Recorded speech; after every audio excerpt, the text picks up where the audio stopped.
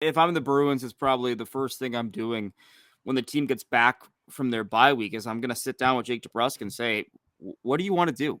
Do you want to be here? You've said the right things. You've played hard. You've worked hard, but do you want to be here? Because if we're sitting in limbo on March 8th, and if Sean Monahan is getting a first round pick and a fourth round pick, and Elias Lindholm's getting what he's getting, and I know they're different positions, but it's hard for me to say, no, we're going to hang on to this guy and maybe lose him on July 1.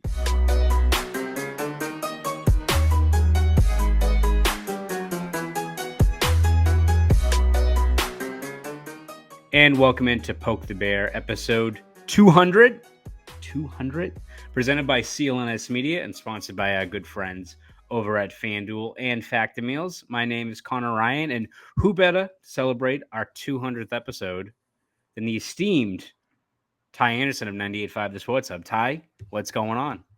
It's because I've been covering the team for 200 years now, despite being 32 years old. I've been covering the team since I was 11. Yes, the resident Rip Van Winkle of the beat. I feel like what better way to celebrate our own special occasion, but just a wealth of knowledge of the Boston Bruins, the 100th anniversary team. What better way to cover it than the man who's 200 years old, twice as good as the Boston Bruins? That's right. Than Ty Anderson. That's right. Ty, what's up? So that'd be a bicentennial, right? That's what that would be?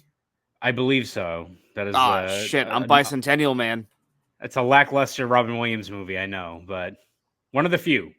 There's not a lot of Robin Williams that aren't bangers, right? Maybe that is Flubber. One of them. Maybe Flubber.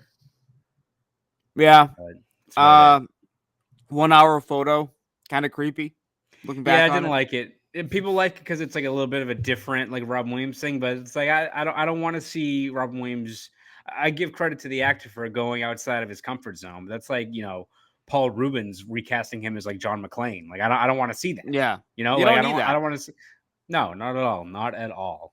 Anyway, before we digress into more Paul Rubens casting him in other films, Casablanca, anything like that, we'll stop right there. But we do have some hockey to talk about today. I know, Ty, that not a lot of Bruins-related news going on, considering they're on their extended bye week with the All-Star break coming up here. But talk a little bit today about the trade deadline, trade targets. Obviously, some other news happened across the NHL, along with looking ahead next coming years for international hockey as well. We'll talk a little bit on that, but figure what better way to start things off than we can finally celebrate, Ty, the fact that we do not have to talk about Elias Lindholm anymore. Elias Lindholm traded to the Vancouver Canucks, who are clearly going all in for, I got the list here, 2024 first-round pick, conditional 2024 fourth-round pick, Andrei Kuzmenko, Yoni Jermo, who I'm not exactly sure who that is, and Hunter Brustovich, I think is how you say his name. It's a lot of letters jumbled together. So I think when you look at that return, Ty, and you look at what, the Bruins' interest there, and I believe Elliot Friedman said on Friday that the Bruins were kicking the tires and were interested in trying to acquire him. I think when you look at what Vancouver gave up, I can't see that being like a package that the Bruins were going to part ways with, right? When you look at just how much they were going to have to give up to get a guy like Lindholm. Yeah, I mean, the NHL comp or the Bruins comp, rather, for that package is probably something like a first-round pick in 2025 because you don't have one in 2024. Jake DeBrusk or Trent Frederick, depending on what the Flames value, whether it's team control. Kuzmenko has one more year after this year, or the talent, the goal scoring, which would be DeBrusk in that case. And then probably Lowry or Patra, and then a lower tiered prospect. I mean, that's a lot. It's a lot for a guy who is not under contract beyond this year. And it's a lot for a guy that, I don't know if I felt the way that I did in September about this Bruins team right now, in the sense that they need a top 6 center. Like, it'd be great, but I feel like they have other needs that are more glaring.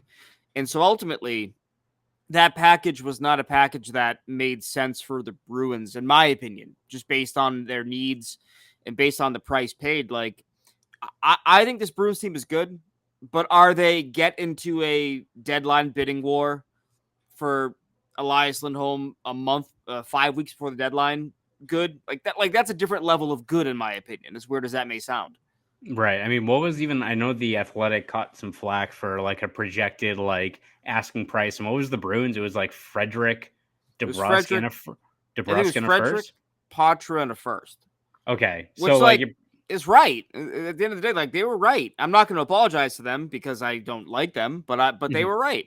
yeah, I mean, it's one of those things where it's all right. I understand the need to look at a top six centerman, and even though you're running pretty good right now with Coyle and Zaka, and you're in a pretty good spot, I understand like if a guy's there, you want to have him and ideally lock him up long term. But that being said, you kind of robbing Peter to pay Paul in terms of like look at Trent Frederick. I know, yes, maybe he's not a top six centerman, but Trent Frederick's a really important part of your team this year. Like he's driving play kind of wherever you put him. You put him up with Marchand and Coyle, he's making things happen. You put him down on the third line, he's kind of driving play down there as well. Like as much as people are, even looking at DeBrusque as being a trade chip, and people are saying, yeah, I get rid of him. He's a pending free agent, whatever. Like move him. Like, do you want to move a guy like Frederick for that? When again, as you said, could the Bruins like upgrade at the center position? Yeah, of course. But I feel like at this point, why get into a bidding war when there's a chance that Lindholm could hit free agency, where all of a sudden you can,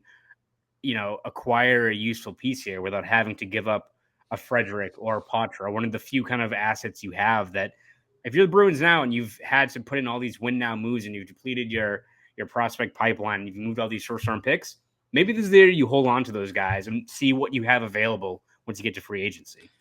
100%. And I think that above all else, it was the first round pick. Like if you say to me, hey, you can get Elias Lindholm, but you got to lose Jake DeBrusque, I'm probably making that move because I just think that centers are more valuable than wingers, right? Like just you look at the long-term scope of things.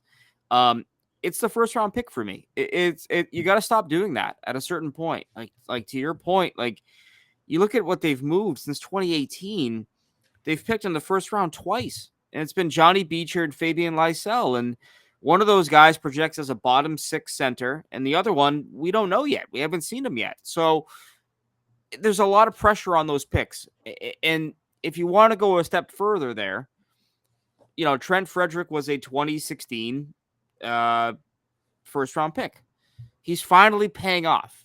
So if you were to trade a future first and Trent Frederick, well, now you've traded 2 first round picks, in my opinion. And now it's like, okay, now who have you had who's been a first round pick making this team for almost 10 years? It'd be Charlie McAvoy. That'd be it.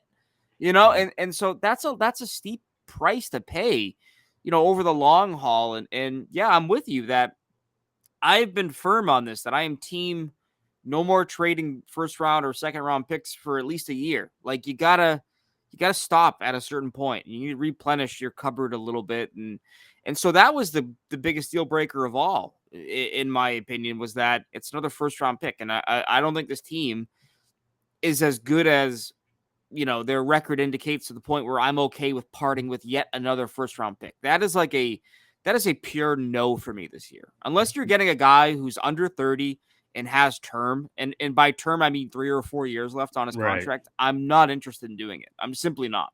Yeah, I feel like this is if there's any year where you roll with the punches, and we'll talk about this a little bit later on. Like, it's not to say the Bruins should, not pick up any phone calls between now and March 8th, but in terms of them looking for a top six center and someone where the price is going to be a first round pick, this is probably the year you can step away. And again, you're still a pretty competitive team. Maybe you could use a little bit more heft on the blue line or further down your lineup. But when you look at the fact you have so many of these guys that are playing at a high level right now, you've got DeBrusque playing well, you've got Frederick playing well, Geeky, all these players.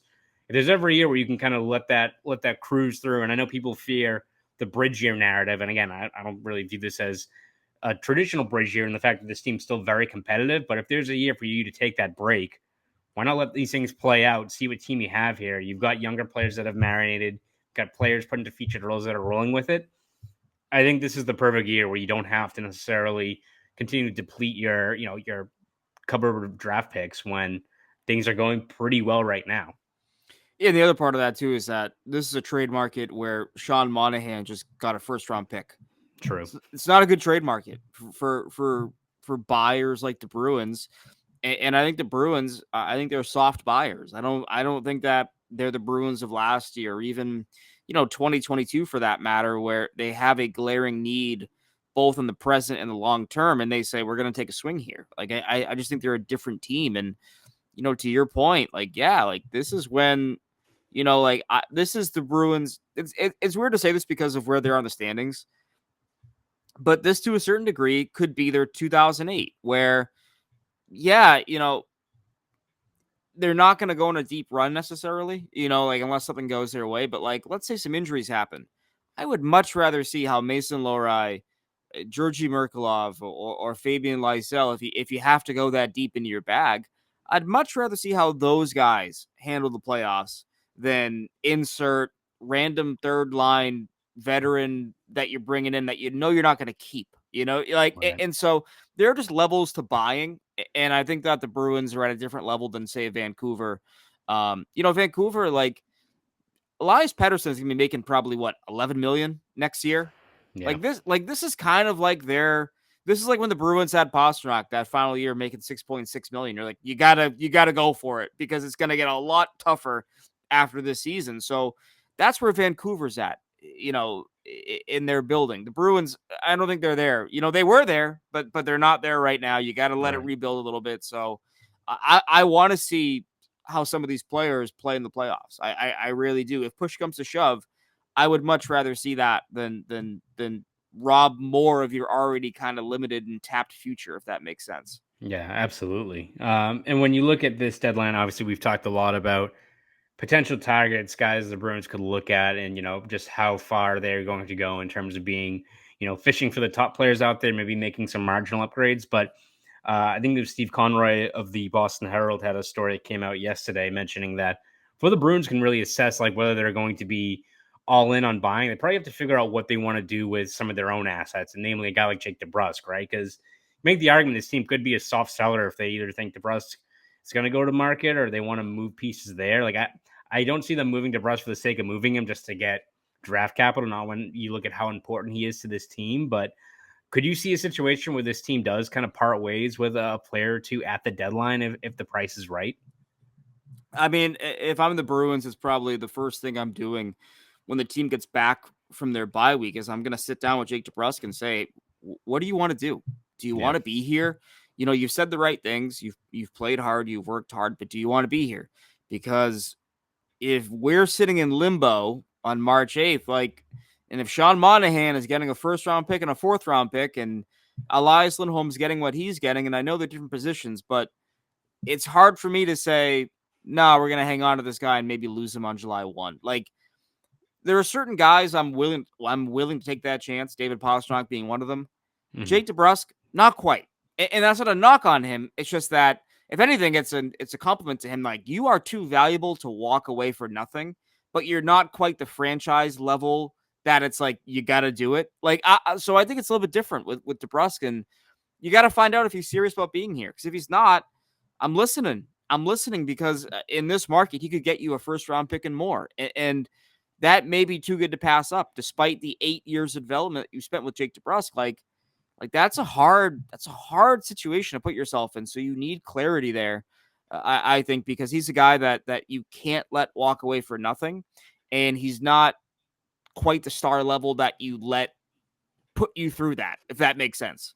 Yeah, no, it's gonna be fascinating to see how they target that in terms of one, whether he wants to stay here in terms of, all right, you want to stay here, but if we offer you, 6 years and a locked in contract, do you want that? Do you want maybe another short term deal, which I believe you've mentioned before? It's like maybe you take a 3, 4 year deal and then all of a sudden you hit the market again at 30, 31, and you can probably still make a pretty solid contract when you look at just how much the cap is jumping up the next couple of years. But uh, where exactly he kind of falls in line in terms of that is going to be fascinating because he already has a pretty good floor in terms of how good he is as a two-way player. Again, we've mentioned this before. His value comes through 5-on-5 production, and it's been there over the last couple of weeks, last month really.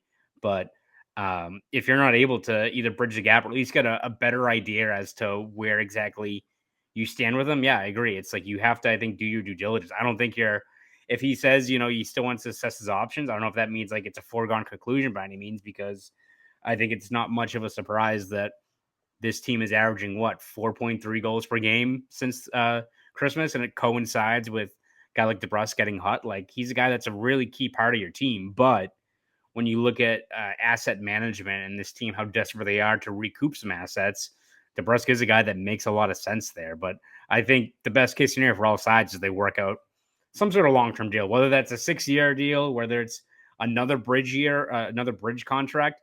I feel like the best case scenario is the Bruins keep a guy like DeBrusque in place for the long haul. 100%. And that's kind of been my, I feel like some people might be thinking like, well, my viewpoints are a bit contradictory. I would keep him. I don't think you're getting a bona fide upgrade at a similar price point. But you need to know what's going on there. You're owed that, I think, as a franchise. And, like let's say that he's not part of the future. They're uncertain. You're telling me that a team like, say, Seattle wouldn't have a use for Jake DeBrusque. And I know maybe they're not quite buyer mode, but this is a team that has all their picks, their first and their seconds. It's a team that last I looked had Thomas Tatar on their top line right now, and Brandon Tanev and Andre Burakovsky in middle six roles. Like, that's not really a team that I think is totally set with what they have, right? And so you look at them and you say, could that be a fit there? And this is all hypothetical. There's nothing to this right now, but like, it's an example of a team that you'd look at. You look at Seattle, their PK has been great. They could use some more punch scoring wise. And you look at who they have right now on the wings in their top 6, top 9. It's like, that's a natural fit if he's not part of your future. And that's a difficult trade to make in season. I understand that, but like, this is the year where you would do that. Like last year, you're not trading anybody because you're like, Right. This is Bergeron, Krejci's last hurrah. This year, there's a bit of house money there, and there's a bit of long-term planning here for this team in multiple ways. But I want to keep him. It's just, does he want to be here? I got to know that. I think the Bruins have to know that, and they have to get a resolution and a contract signed between now and March 8th. It has to happen for me. I'm sorry. It sounds a bit dramatic, but it's like he's a guy that could net you something real in this market, it feels like. Yeah, no, absolutely. It's definitely a question the Bruins need answered between now and March 8th. All right, Ty, we'll take a quick break here. We'll go back, talk a little bit more about the deadline. But before we do that, let's hear from our good friends over at FanDuel. Happy Super Bowl to all who celebrate from FanDuel, America's #1 sportsbook. FanDuel has so many ways for you to end the season with a W. Not only can you bet on who will win Super Bowl 58, but FanDuel also has bets which players will score a touchdown, how many points will be scored, and so much more. New customers join today and you get $200 in bonus bets if your first bet of $5 or more wins. Just visit FanDuel.com/Boston to sign up. That's FanDuel.com/Boston. Make every moment more with FanDuel, an official sportsbook partner of the NFL. Shout out once again to our good friends over at FanDuel. All right, Ty, we've talked about potential trade targets for the Bruins now over the last couple of weeks. We've mentioned names like Liam O'Brien, some more like fourth line scrappy type of players. I believe it was Scott McLaughlin who wrote a story recently mentioning that Minnesota Wild, who had a bit of a lost season here, they could be an appealing trade partner with the Bruins. When you look at the fact they've got a guy like Jacob Middleton, who's more of a top 4 guy, plays 20 plus minutes a night, works on the PK, 6'3", kind of what you're looking for in terms of you're really trying to beef up that blue line, especially if a guy like Derek Forward is banged up, which seems like that lower body injury is still really kind of bothering him. So that's definitely something to keep tabs on. But Scott also mentions, a guy like Pat Maroon, who has won 3 Stanley Cups, big body, can throw his weight around, physical guy. You can put him on the fourth line. Surprised, I think he has like 16 points this year, so he's been pretty productive for that team. And even not even just Maroon, but you got guys like Brendan Duhaime, who hits, I think, every single person when he gets over the ice.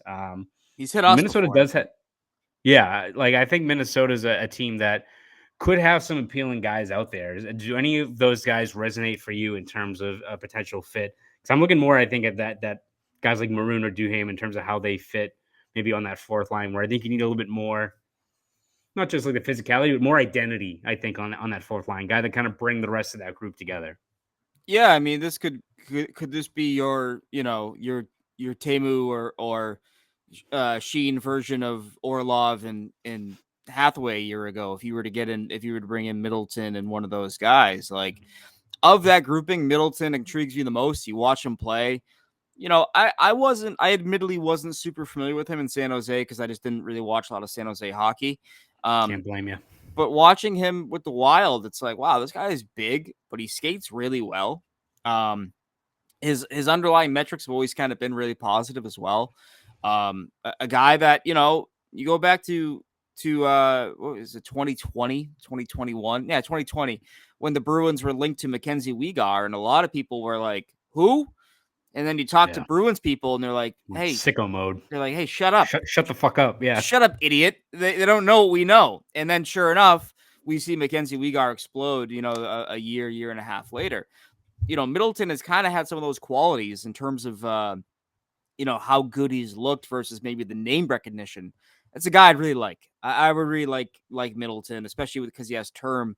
But yeah, I'm with you. I'm with you on the fourth line, though. We've talked about this before, is that like just needing that a-hole, right? Who can spark a game in a variety of ways. And, Pat Maroon's not the fleetest of foot, which kind of concerns me a little bit. But then again, neither was Milan Lucic, and he looked good out of the gate with Lauko and Beecher. So I like the idea. It's just, Middleton, I imagine, is going to cost a haul because he has term, right? And so that part makes it challenging. But you also look at Minnesota and where they're at with these buyout penalties between Ryan Suter and Zach Parise. Like they're willing to swallow like $15 million for these guys to go away, right? And so if you're the Bruins, like you need to kind of use that to your advantage, right? And say, hey, we can't help you out with that, but we can help you out with young, cheap talent if you want it, right? And so that might be something that is appealing to them. Entry level guys, not a lot of futures, but hey, we got some guys you can plug in, for league minimum or 800,000, 825, 850, whatever it is. But yeah, like I think, like I'll post it to you this way. I tell you, you got room in the chamber for one move. Are you attacking the left side defense, or are you attacking the fourth line energy, physicality, bruising winger? Like, where are you at now? Seeing what you've seen this year through 49 games, where do you yourself land on that front? Wow. Yeah. I mean, I'm probably right now, I'm going to steer more towards, I think you need a fourth line guy there. And that's mostly because of the fact that I think Parker Weatherspoon stepped in, and I think he could legitimately be a guy that, I mean, I think he's a natural left shot guy. He's done a little bit of both there, but with him stepping in, I think you do have at least a little bit of a safety net. Again, let's see what happens when he's playing 16, 17 minutes against the fucking Panthers in that forecheck and see where exactly he is there. But I just think in terms of there's a need there on the fourth line, plus in terms of just what's more realistic in terms of the assets and what you can get. I'm sticking more with maybe the fourth line guy as opposed to a guy like Middleton. Again, I think you'd love to have both, but in terms of just how much limitations you do have, I'm probably sticking more with the fourth line kind of guy. But are you leaning more towards D, you think? It varies moment to moment, to quote Loki. I would say that right now it's probably the defense, because I haven't been able to be completely comfortable with Derek Forbort and Matt Grzelcyk and even Hampus Lindholm at times this year, where their game-to-game, shift-to-shift consistency hasn't been what I would need it to be to feel very comfortable about that unit.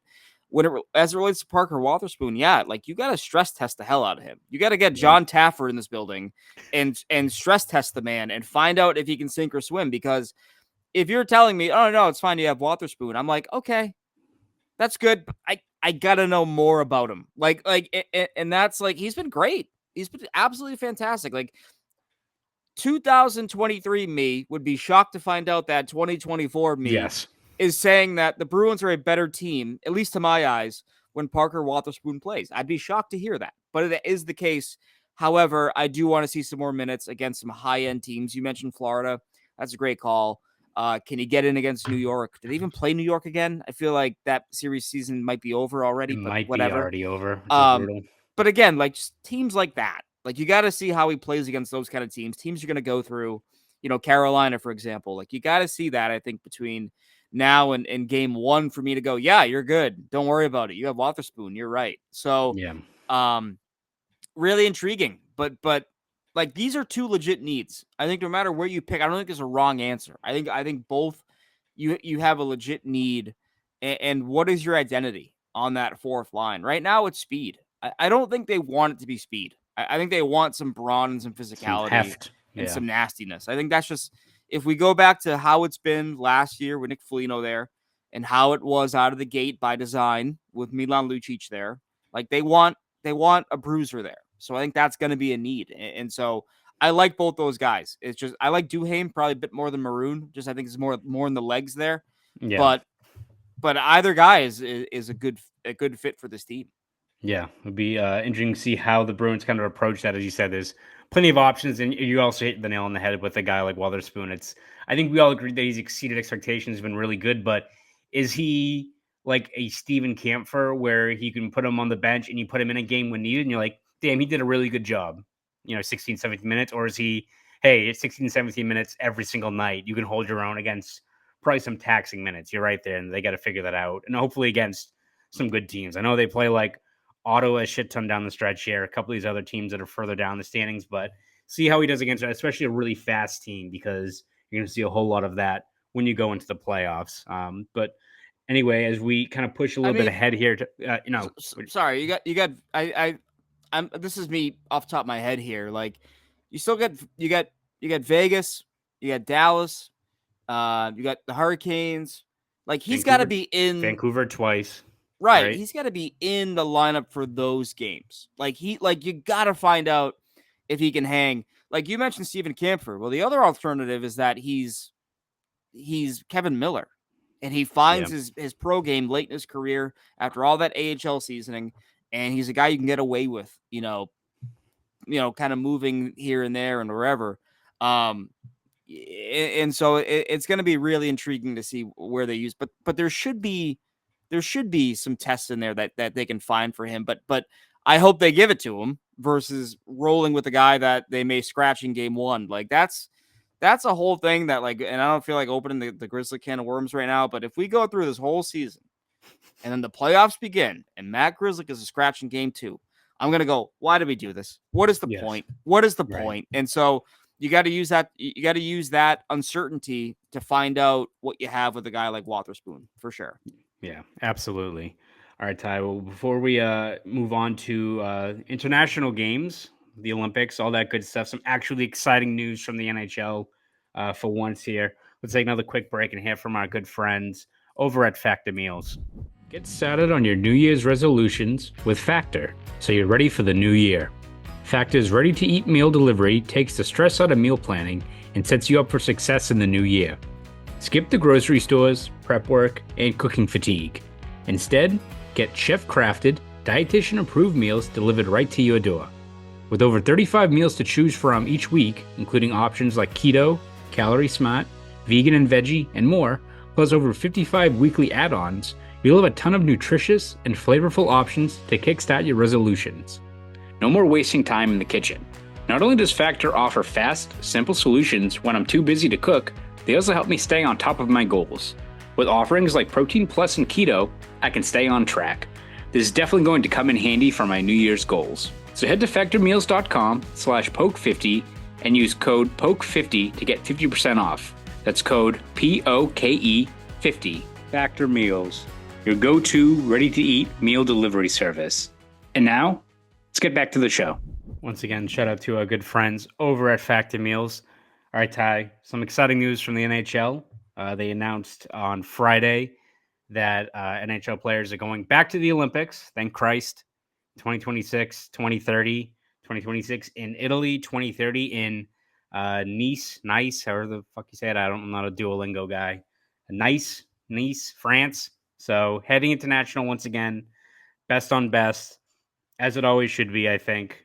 Best players in the world. We finally get to see McDavid versus Austin Matthews. Hell, odds are going to be against him, but I feel like Brad Marchand is going to do whatever he can to be somewhat involved with Team Canada by 2026. Again, it really sucks if some of these guys who are in their prime don't get that opportunity, but I think fair to say, beyond the fact the players have to be excited, I think it's good for just the game of hockey that you're finally seeing all these players on one stage playing for something that beyond just Stanley Cup. I feel like even you look back at that 2010 Olympics, USA versus Canada, how fun and engaging that was. It's good for just the overall game of hockey to have this back. 100%. And I've long said for years now that it's an absolute crime that Connor McDavid and Jack Eichel and Austin Matthews are basically 10 years into their careers now, and we haven't seen them at the Olympic stage representing their country best on best. We haven't seen that with some of the game's brightest and best young talent. And I understand the reasons, from the NHL's point of view to a certain degree, but I think that it's a shame, as good as the Americans have been these last few years in terms of closing the gap, to not have American pro players in the Olympics. Forget about the time difference. I don't give a shit. People will watch. You go back to the game in Sochi, people watch. They didn't care that it was 6 a.m. on a Saturday. They watched that game. And it's been criminal that the NHL has not been involved in the Olympics, because the influx of high-end American talent and Canadian talent, for that matter, as well. Like that is a power on power kind of showdown that I would want to see. And you have other countries too that are making strides. So to get back there is huge. It's long overdue. And now comes not fucking it up, right? Like not finding a way to make it, other than the purest form of hockey, the purest form of talent on the ice. Like, I want to see what they do here. I'm a little nervous still, because I just am. It's how I'm wired. But this is a huge step and a long, much needed step, I think, for the league. Yeah, absolutely. I even saw, I think that they said the rinks at 2026 in Italy are going to be NHL size rinks, so they're not going to be the international size for that either. So, and then you even look at next year, they're having, I believe it's called the Four Nations Face Off, so like a precursor to the Olympics, where not official yet as to where it's going to be. People keep on saying it's going to be both in Boston and Montreal, which would be a lot of fun. That being said, it's only 4 nations, so it's USA, Canada, Sweden, Finland. Got to say, it's a little weird. I know you got the situation with Russia, and I think that's kind of clouding a lot of this in terms of how they handle that. That being said, it's going to be a little weird if TD Garden's all decked out for an international tournament. Got the best players in the world. David Pastrnak's at home having wings. A little weird, right? Yeah, I don't love it. If you're gonna give me an international showcase, give me an international showcase. Don't give just me the best 4. Give it right. Mount Rushmore. Like I don't know, because again, like there's other, the game of hockey. There's so much great young talent right now that. So you're gonna tell me that I need to watch Finland and Sweden, and this is not disrespectful to those teams, but a team that has Mo Seider and Leon Draisaitl, that's not worth my time. Like that, so I don't need to watch them. A team that has David Pastrnak, a top 5 player in this league, not worth my time. I don't have to watch that. So that's the part I don't love. I understand you have to make concessions to a certain degree. I personally, and I understand I don't want this to become CNN or C-SPAN right now talking international politics, but I hate the fact that we're punishing Russian players for something that they have no control over at the end of the day. I'd like to see Ovechkin play for Team Russia one final time, right? I'd like to see that at this stage. And so I hope we get that, but I think that if you're going to have best on best, I want true best on best. I want every country having a chance at representing themselves. If not, what is the point of the World Championships we have every year? With the IIHF. And so, that one I'm not as jazzed about, but I will for sure be covering it. If it's in Boston, I will be covering it. But I that whole time I'll be sitting there going, I wish we had some Pastrnak and some maybe a team Germany or Switzerland, even with some of the guys that they've had breaking in the league recently. So that part, that's what makes me not like it as much as I would say something else. However, I also I don't think I would like the Team Europe catch-all that they did in 2016. I don't think I want that again. It feels like You don't want like vaguely- you don't want like the Team America World Police like team together like that, or it just feels like the vaguely Germans, the Czechs. Yeah, Okay, like fuck it, throw them on. it feels vaguely like insulting to like those countries. Like, you're all right. Just hang out with these guys. Like, no, man, I got my own country I want to This is a represent. The hell? Duolingo squad. It's like, oh Yeah. no, they're pretty different. Yeah, we got the Rosetta Stone chapters 1 through 5 team. It's like, all right, I guess. So, Right. it'll be cool, but yeah, that's gonna leave me wanting. But now we have a reason to pay attention to international events and how teams are ranked, and you know, if a team is out early in the Stanley Cup playoffs and they have a star player whose country is, you know, maybe on the fence in terms of qualifying for the Olympics, like do you end up seeing someone that you would never see at the Worlds now playing? You know, like there's that part of it that I find really intriguing. So I love international hockey, and to get it back in the forefront of people's brains, I think is a really smart move by the league overall. Yeah, and it's also, I think, exciting. I think we're very pumped to see all these star players there. But as you said, I think once you're in the Olympics, it's great that you have the McDavids and, you know, the Dreisaitl's and all these players, the headliners, right? But it's still always great. It's why I think people like the Olympics. But for, you know, a team like a few years ago when Germany went on that run, and you had to look at that roster like, who the fuck are these guys? Like these guys Right.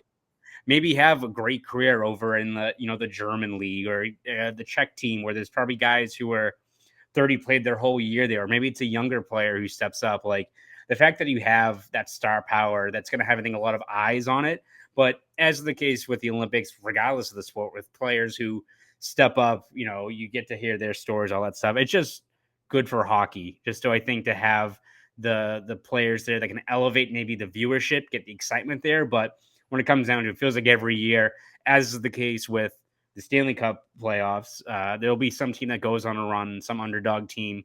And it's just good, I think, for the overall game itself, just to see all these players, all these countries represented again. So definitely looking forward to 2026. As you said, I think we all had to watch the Bruins play in China at like 4 a.m. at some point. So if we can do that for a fucking preseason game, I think we'll do it for a gold medal game if it comes to that, or even hell, just an early stage round matchup there. So I don't think that's going to be much of an issue, to say the least. You brought up Brad Marchand. Do you think he makes it? I got a weird feeling he makes it. Like, because he's a guy that can play the fourth line. He doesn't give a shit. You know, like he'll do it. If there's ever a guy who I'd not want to discount for that, for a guy who has been very transparent about how much that would mean to him, the fact that he's pretty much says you have to drag me off the ice and he's on pace for a fucking 40-goal year. As you said, may not be even what he's been this year, but if you're looking for a fourth line glue guy that runs on emotion, a guy like Brad Marchand makes a hell of a lot of sense. And if there's anyone who I wouldn't want to discount in a high stakes game for Canada, probably the guy who's waited his whole life to represent his team on that stage. So I definitely would be rooting for him to get that spot, because I wouldn't discount him making a run even at, hell, what would he be, 37, 38 at that point? Like, I wouldn't put it past him. Yeah, and the other part of that too is that, like, you look at where Team Canada is at, right? Like, they have McDavid, they have McKinnon. Could they roll out a fourth line in 2026 that is Marchand, Sidney Crosby, and then take your pick at right wing? And it's like, holy shit, that's what a shutdown line that would be. Yeah, You know? And so I think that's a reason why, like Bergeron, when he made it in 2010, granted, he was in the prime of his career. But he was playing like a fourth line role. And like that was fine. It was great. It was, imagine having that as a weapon on your PK and just in general for your two-way game. Like that's a really valuable asset to have there. So I think it'd be really interesting, and I would bet that he makes it. Now the real question though, is Jeremy Swayman a goaltender for Team USA?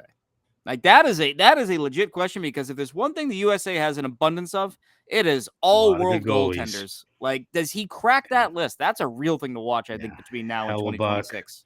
Hellebuck, Ottinger, a whole bunch of those guys. Yeah, shit. That'd be fascinating. And again, but you know what? It's also great that not only is our players excited, you also have these kind of fringe guys who are damn good players in their own right, going to be pretty pumped up to try to make these teams too, right? Like it's going to be a bloodbath for like the USA goalies, but it's a good thing to have, right? When you have that now dangling in front of you, it's one thing to be like, oh, I hope we make it to the Olympics. You tell Brad Marchand now, like, hey, 2026, there's a spot there if you're good enough. I'm not going to put it past him, right? Right, exactly. And with a guy like Jeremy Swayman, motivation has been a big thing for him. If you're the Bruins, do you challenge him? Not that this is like going to drive him entirely, but you're like, hey, man, if you can outwork Jake Ottinger and Connor Hellebuck and Thatcher Demko, like, hey, man, it's there. And this is a guy who's motivated by everything. And so that'd be really interesting to see if that could light a fire under him that way and take his game to an even higher level after what he's taken to this year already. Absolutely. So all good news, I think, for hockey fans now that their NHL will be once again back in the Olympics. Ty, before we wrap this up, let's do a little quick hit to end this one. 33 games left in the regular season. Final stretch of the year. I know it's technically the unofficial second half, even though they've already gone way past that. Who's one Bruin that needs to have a strong second half to this year to really get going for the playoffs?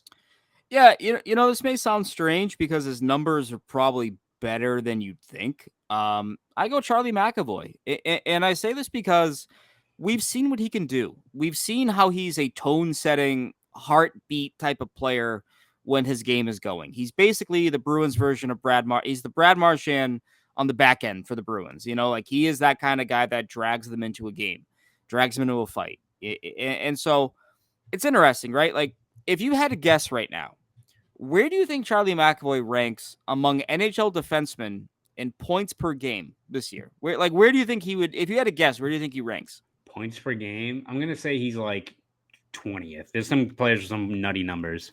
Right. You'd think that. 8th. He's 8th right now. That's so incredible. He's had, by all accounts, a good season.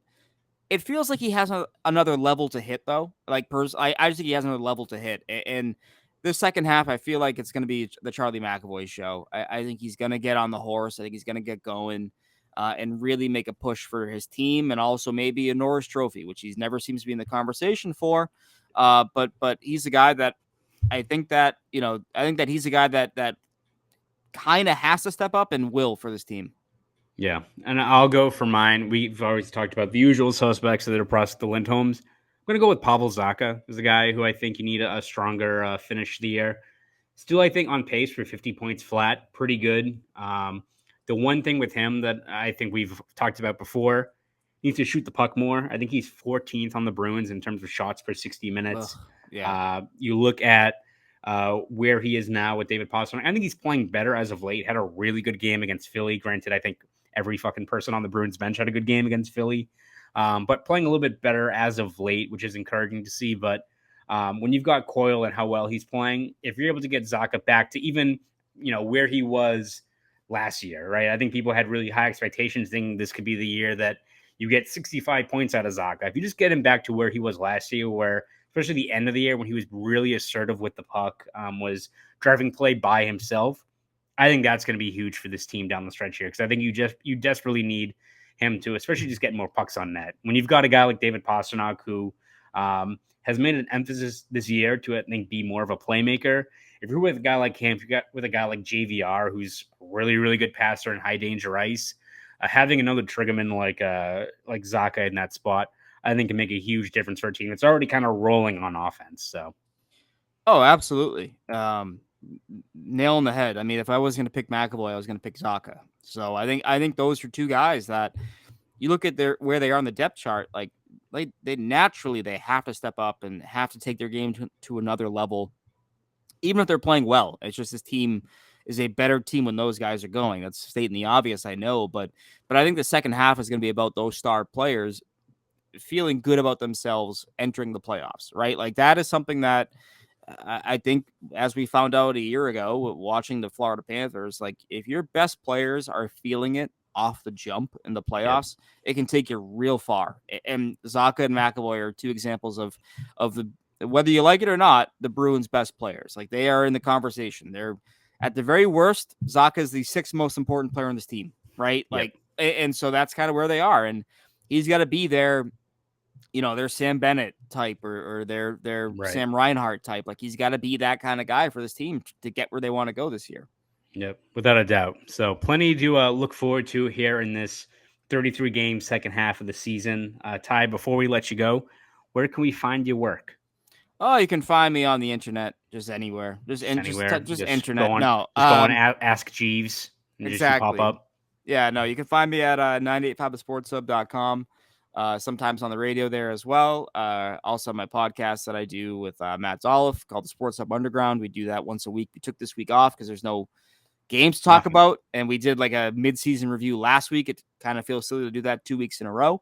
So that's where you can find me. How about yourself? Yeah, you can find all my stuff over at boston.com and the Globe. We have recaps, features, breakdowns. We'll be looking a little bit more in depth at the deadline now in the weeks ahead, looking at that. You can also find me on Twitter, X, whatever it's called, at Conor Ryan _93. So this is episode 200 of Poke the Bear. Again, we would not have 200 episodes without our loyal listeners, our diehard Bruins fans listening in every single week. So we appreciate all the views, the listens, the comments, all that stuff. We love all of it. We wouldn't be here without you guys. So thank you for that. I'm Conor Ryan. That's Ty Anderson. You guys have a great rest of your week.